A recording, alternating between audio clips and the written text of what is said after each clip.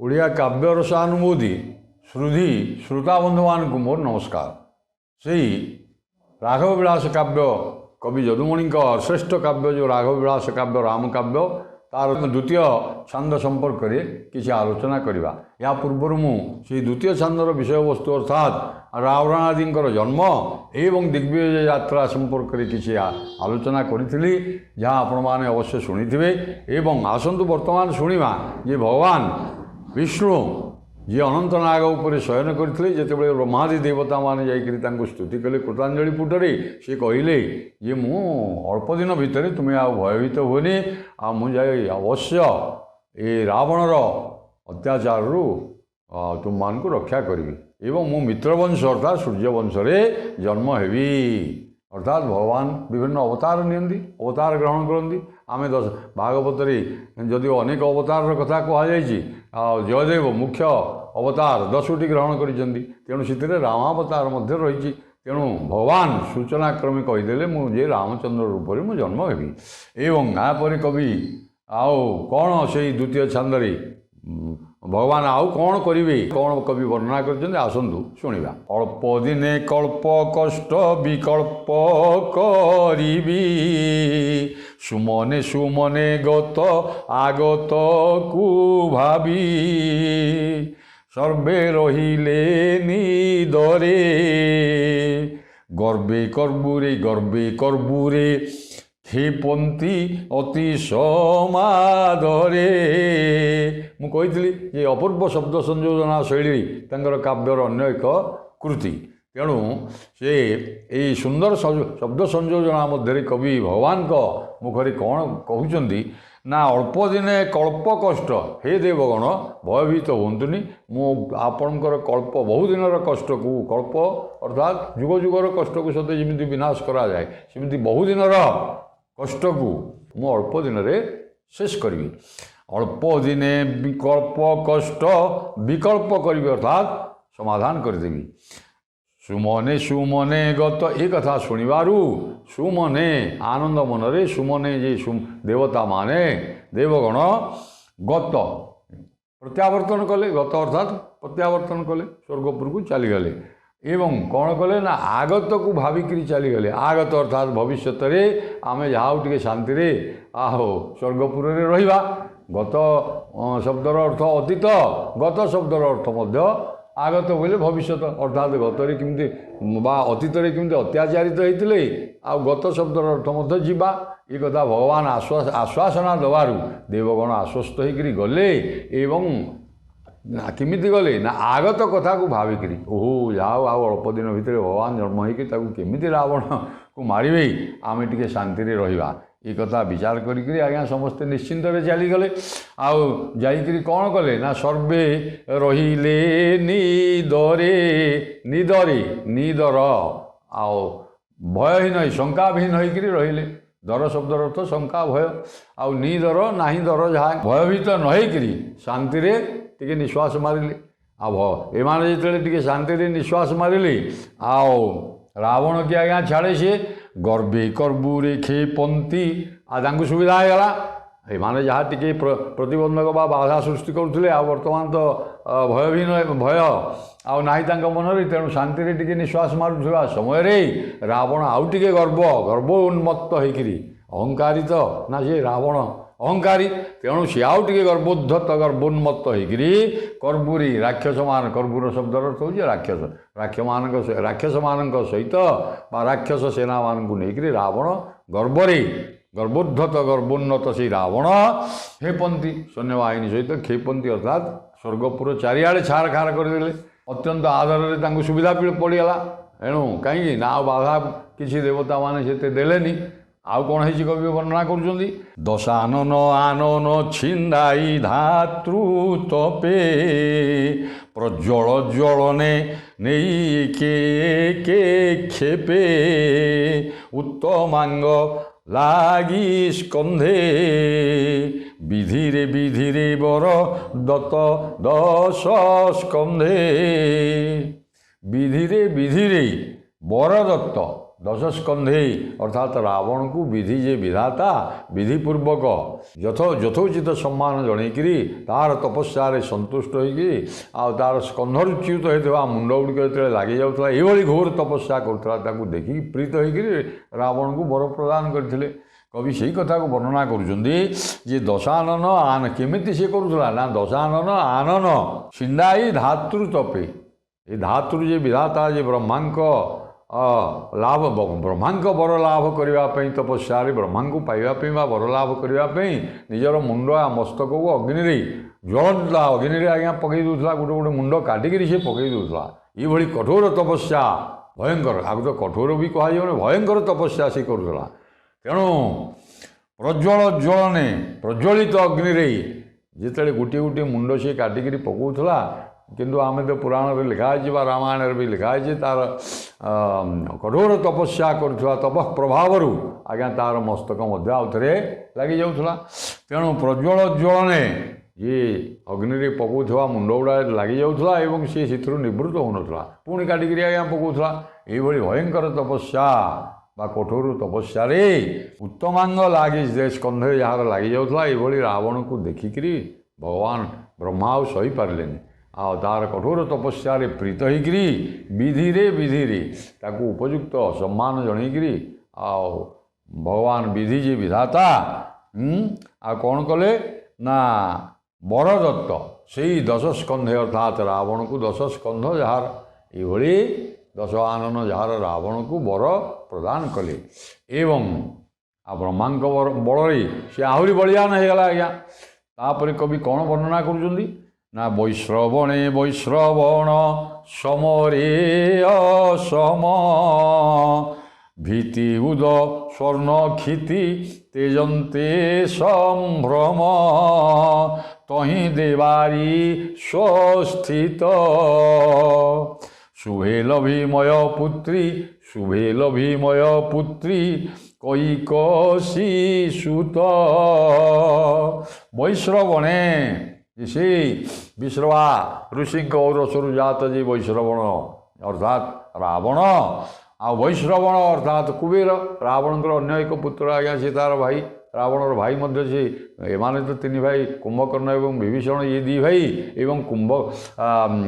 କୁବେର ମଧ୍ୟ ତାର ଅନ୍ୟ ଏକ ଭାଇ ସେ ପୂର୍ବରୁ ଜନ୍ମ ହୋଇଥିଲା ଏବଂ ସେ ରାମାୟଣରେ ଅନ୍ୟ ପ୍ରସଙ୍ଗରେ ପୁରାଣରେ ଲେଖା ହେଇଛି। ତେବେ ବୈଶ୍ରବଣେ ବୈଶ୍ରବଣ ସେ ରାବଣ ବୈଶ୍ରବଣକୁ ସମରରେ ଅସମ କଲା। ଆରେ ଲଙ୍କାପୁରୀରେ ବା ସ୍ୱର୍ଣ୍ଣକ୍ଷିତି ବା ଲଙ୍କାପୁରୀରେ ଯେଉଁ କୁବେର ଆସ୍ଥାନ ଜମେଇକିରି ବସିଥିଲା ସେ ଲଙ୍କା ଦ୍ୱୀପକୁ ବା ସ୍ୱର୍ଣ୍ଣମୟୀ ଲଙ୍କାରେ ଶାସନ କରୁଥିଲା ଯେ କୁବେର ଆଉ ରାବଣ ଆଦି ତ ସବୁ ବିଶ୍ରବା ଆଶ୍ରମରେ ଥିଲେ ନା ତେଣୁ ସେ ଦେଖିଲା ଯେ ମୁଁ ଗୋଟେ ରାଜ୍ୟ ମୋର ଦରକାର ତେଣୁ ସେ ଦେଖିଲା ଲଙ୍କପୁରରେ ତାଙ୍କର ତ ପୂର୍ବବଂଶ ଜମାରେ ରାକ୍ଷସ ମୟଦତ୍ତ ଦ୍ୱାରା ସବୁ ବିତାଡ଼ିତ ହୋଇଥିଲେ ମାଳି ସୁମାଳି ପ୍ରଭୃତି ନା ସେ ବହୁ ପୁରୁଣା କଥା ଆଜ୍ଞା ସବୁ ପୁରାଣର କଥା। ଏଣୁ ରାବଣ ଆଉ ବିଶ୍ରବାଙ୍କ ଆଶ୍ରମରେ ଥିବା ରାବଣ ବିଭିନ୍ନ ଆଡ଼େ ସ୍ୱର୍ଗପୁରକୁ ତ ଯାଇଥିଲା ଆଉ ମର୍ତ୍ତ୍ୟରେ ବୁଲିକିରି ଗୋଟିଏ ସ୍ଥାନ ନିର୍ଣ୍ଣୟ କଲା ଆଡ଼େ ଲଙ୍କାପୁରରେ ମୁଁ ରହିବି ସ୍ୱର୍ଣ୍ଣଦ୍ୱୀପ ସ୍ୱର୍ଣ୍ଣକ୍ଷିତିରେ ସେଠି କୁବେର ଶାସନ କରୁଥିଲେ ସେ ହେଉଛନ୍ତି ମଧ୍ୟ ବିଶ୍ରବାଙ୍କର ଅନ୍ୟ ଏକ ପୁତ୍ର ସେ ବଡ଼ ଭାଇ କୁବେରଙ୍କୁ ସେ ସେଇଠୁ ବିତାଡ଼ିତ କରିଦେଲା। ସମରେ ଅସମ ଅର୍ଥାତ୍ ସମାନ ନ ହେଇକିରି ଯୁଦ୍ଧରେ ପରାସ୍ତ ହୋଇଗଲା ଅସମ ସମାନ ନ ହେଇକିରି କିଏ ବୈଶ୍ରବଣ ବା କୁବେର ଭୀତି ଉଦ ଭୟଭୀତ ହେଇକିରି ଆଉ ସ୍ୱର୍ଣ୍ଣକ୍ଷିତି ଯେ ଲଙ୍କା ନଗରୀକୁ ତେଜନ୍ତେ ପରିତ୍ୟାଗ କରିକିରି ସେ ଯେତେବେଳେ ପଳେଇଗଲେ ଏଣୁ ସମ୍ଭ୍ରମେ ମର୍ଯ୍ୟାଦା ସମ୍ମାନର ସହିତ ପଳେଇଗଲେ। ଆରେ କାହିଁକି ୟା ହାତରେ ମୁଁ ନିଧନ ହେବି ବରଂ ଆକୁ ତାକୁ ପରିତ୍ୟାଗ କରି ଆଉ ପରାସ୍ତ ହେଲି ଏବଂ ପଳେଇଗଲେ। ଏବଂ ସୁହେଲଭିମୟ ପୁତ୍ରୀ ଏବଂ ଆପଣମାନେ ଜାଣିଛନ୍ତି ଯେ କୁବେରର ସେ ଯେଉଁ ପୁଷ୍ପକ ବିମାନ ରାବଣ ଯେଉଁଥିରେ ଆରୋହଣ କରି ଚାରିଆଡ଼େ ବୁଲୁଥିଲା ଆଜ୍ଞା ସେଇଟା କୁବେରଙ୍କର ଥିଲା। ସେ କୁବେରଙ୍କର ପୁଷ୍ପକ ବିମାନକୁ କୁବେରଙ୍କୁ ତ ତଳିଲା ଏବଂ ପୁଷ୍ପକ ବିମାନକୁ ମଧ୍ୟ ଦଖଲ କରିନେଲା ଏବଂ ଏଇଭଳି ଯେଉଁ ମୟପୁତ୍ରୀ କୈକସୀ ସୁତ ଶୁଭରେ ଲାଭ କଲା। ମୟପୁତ୍ରୀ ଯେ ମୟଦତ୍ୟର ପୁତ୍ରୀ ଅର୍ଥାତ୍ କନ୍ୟା ମନ୍ଦୋଦରୀକୁ ଶୁଭ ପରିଣୟ ବିବାହ ହେଲା। ସ୍ୱର୍ଣ୍ଣମୟୀ ଲଙ୍କାରେ ଶାସନ କଲା କୁବେରଙ୍କୁ ବିତାଡ଼ିତ କଲା ପୁଷ୍ପକ ବିମାନକୁ ଲାଭ କଲା ଏବଂ ମୟଦୈତ୍ୟର କନ୍ୟା ମନ୍ଦୋଦରୀକୁ ଶୁଭ ଅବସରରେ ବିବାହ କଲା ସେହି କୈକସୀ ପୁତ୍ସୁତ। ଆଚ୍ଛା ଆଉ କ'ଣ କବି ବର୍ଣ୍ଣନା କରୁଛନ୍ତି ଅପାଦଗମନ ଧ୍ୱନି ରକ୍ଷପତି ଧ୍ୱନି ତେଣୁ ତା ନାମ ପ୍ରଦତ୍ତ ସର୍ବେ ଭୀତି ଘେନି ନାକେ ଶରୀର ଯୁକ୍ତ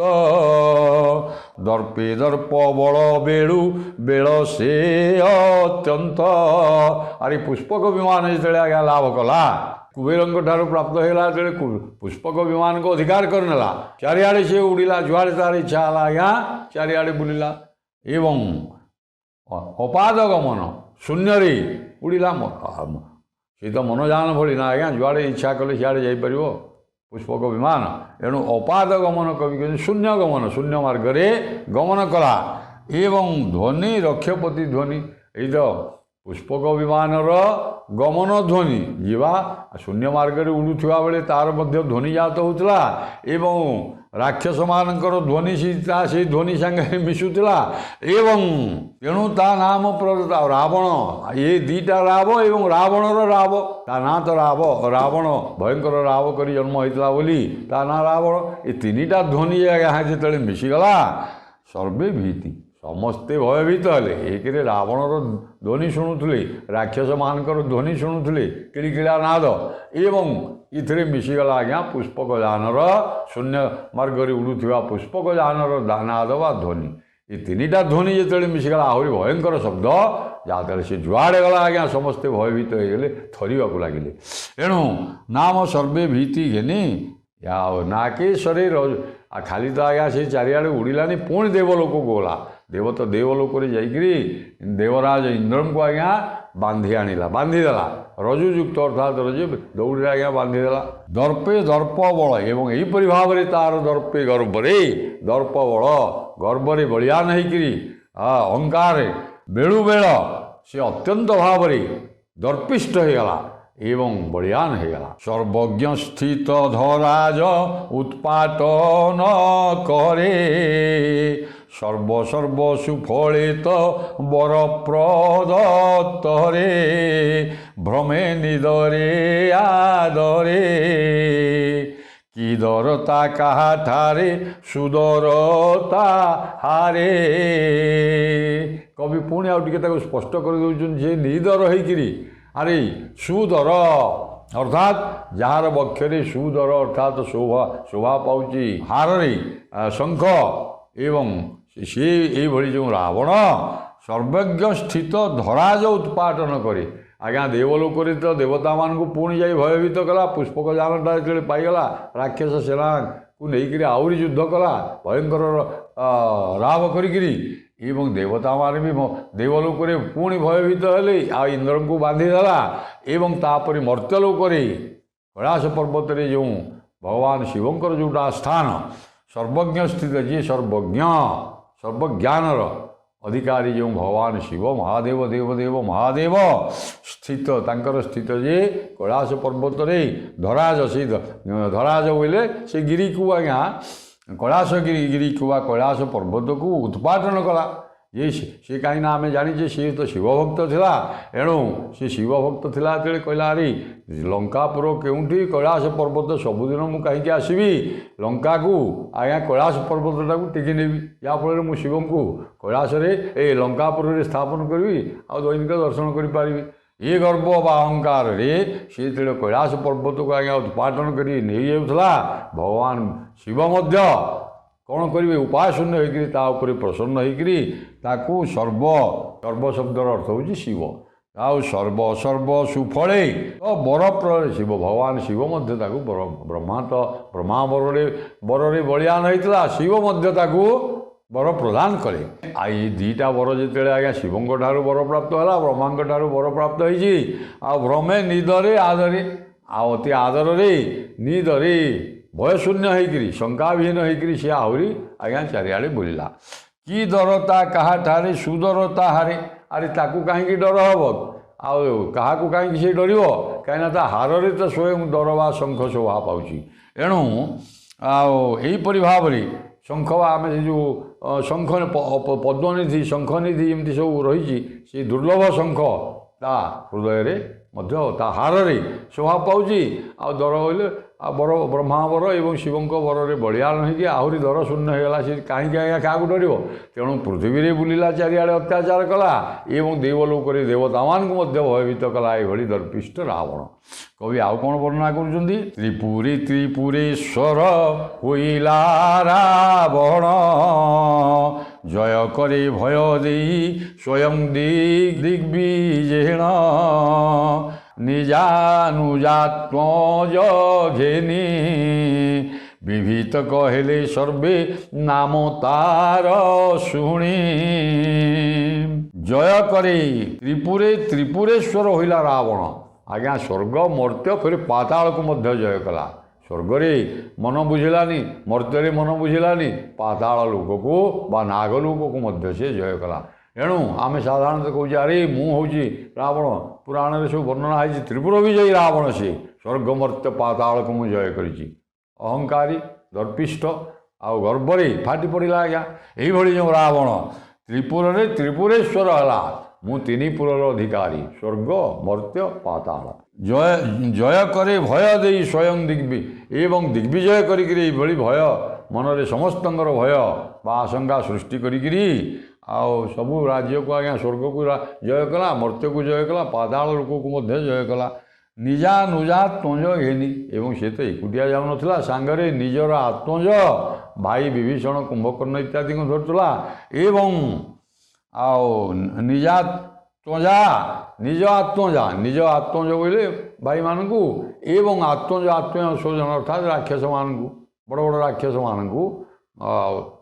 सेना बाहिनी सबू निजुक्ति देता ये सैन्य बाहिनी सहित निजर आत्मज भाई मान को धरिक आज्ञा पृथ्वी पृष्ठ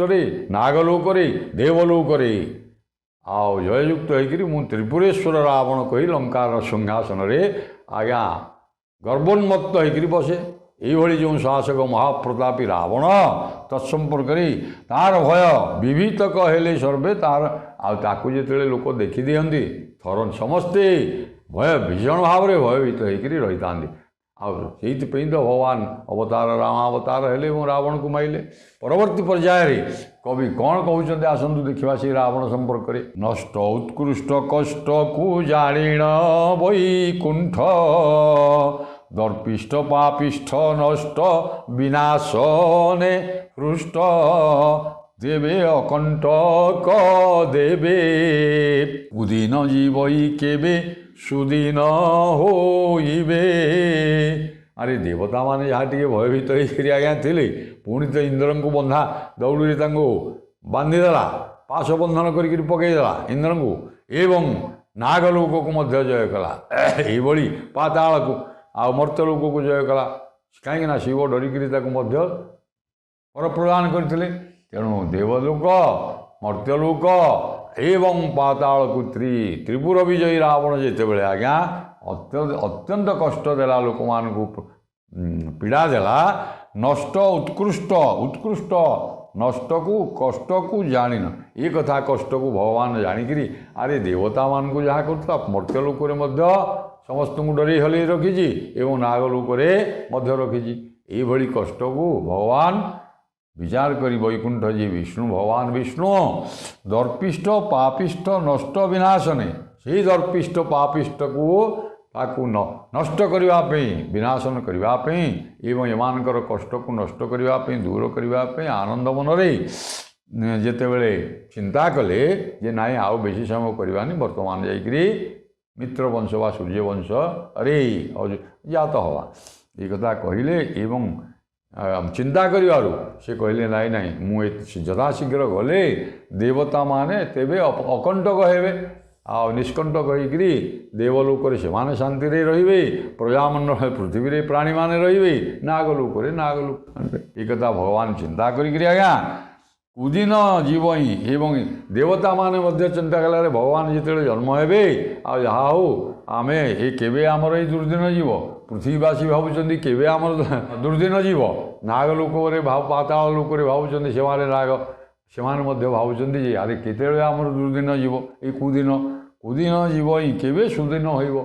तेणु जे खाली देवता माने भावुले नुहे स्वर्ग मर्त्य पाताल रावण द्वारा अत्याचारित होता समस्ते देवता पृथ्वी पृष्ठ प्राणी एवं नागलोक पाताल लोक ना ये समस्ते आज्ञा केमी शांति निश्वास मारे से कथा केवे ये कुदिन ये मंद दिन जीव भगवान केवे जन्म हेबे यहीपरि भाव में समस्ते चिंता कले तापर कवि द्वितीय छांदर उपसंहार करुचंदी कौन करुचंदी कौन कहीकि उपसंहार करुचंदी द्वितीय छांदटी आसंतु शुणिबा श्री प्रभु कोमल पाद पद्म हृदय ध्यायी नृप विनायक सिंह मानधाता कही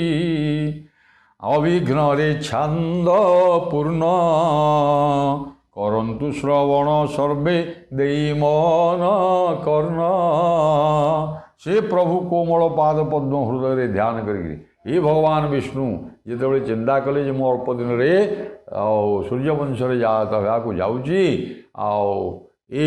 रावणर अत्याचार स्वर्ग मर्त्य पातालवासी को मुझे रक्षा करी ये कथा शुणिबारू से प्रभु यही करू जो प्रभु भगवान विष्णु तांकर पाद पद्म हाँ मुझे ये हयग्रीव अन्य विष्णुकर अन्य एक अवतार हूँ हयग्रीव तेणु भगवान विष्णु को हयग्रीव को से उपासना करथिले ना तेणु हयग्रीव रूपी विष्णु को नमस्कार करी तांकर कोमल पाद पद्म कृतांजलि पुटरी ताको हृदय ध्यान करी नृप विनायक सिंह मानधाता कहे ये कथा नृप विनायक सिंह मानधाता अर्थात मुझे जदुमणि राजा विनायक सिंह नाम ये काव्यटी उत्सर्ग कर तेणु कवि एठारे भणती देते मानधाता विनायक सिंह को तेणु नृप मानधाता कही अविघ्न रे छांद पूर्ण ये काव्य केमिति ये छांद केमिति अविघ्न रे पूर्ण हब 52 छांद सी लिखिबे बोली चिंता करिसेंती लिखिचंती मध्य किंतु दुखर विषय आमर दुर्भाग्य आमे से छांद गुड़िक ये पर्यंत पाई परिने 39 छांदर केवल आलोचना होउची एणु अविघ्न रे छांद पूर्ण करंतु प्रभु भगवान विष्णु निर्विघ्न रे अविघ्न रे छांद पूर्ण करंतु आ समस्ते आकु शुणिकी आनंद मन रे ए राम कथा बा राघव विलास काव्य को श्रवण करंतु दे मन कर्ण देकरी आकु शुणु ये कथा कहीकि विनायक सिंह मानधाता ये छांद को संपूर्ण करुँच ये काव्यम कौन हम ना आदौ नमस्क्रिया आशीर्वाद वस्तु निर्देश होगा क्वचित निंदा कलादीना स्वतः मंगलाचरण भगवान को नमस्कार करते पद शेष छांद शेष समस्ते प्राय कवि माने भगवान को निजर इष्टदेव को चिंता करते तेणु ये भगवान विष्णु व हयग्रीव विष्णु को जदुमणि चिंता कर निर्विघ्न काव्यटी क्या तालपत्र लेखनी तो लिखा जाऊला ना आज्ञा आ भितर किसी विघ्न हो पारे तेणु समस्ते निजर इष्टदेव चिंता करी कि काव्य रचना करुले छांद संपूर्ण हम से कथा भगवान कवि विष्णु को निजर आराध्य देवता भगवान विष्णु को पुनर्बार मन में ध्यान करी विनायक सिंह छांद रचना कर आसंतु शुणा परवर्ती पर्यायर कवि कौन आ वर्णना कर राम कथा व राघव विलास काव्य सुजोग मिले परवर्ती पर्यायर आलोचना करवा। नमस्कार।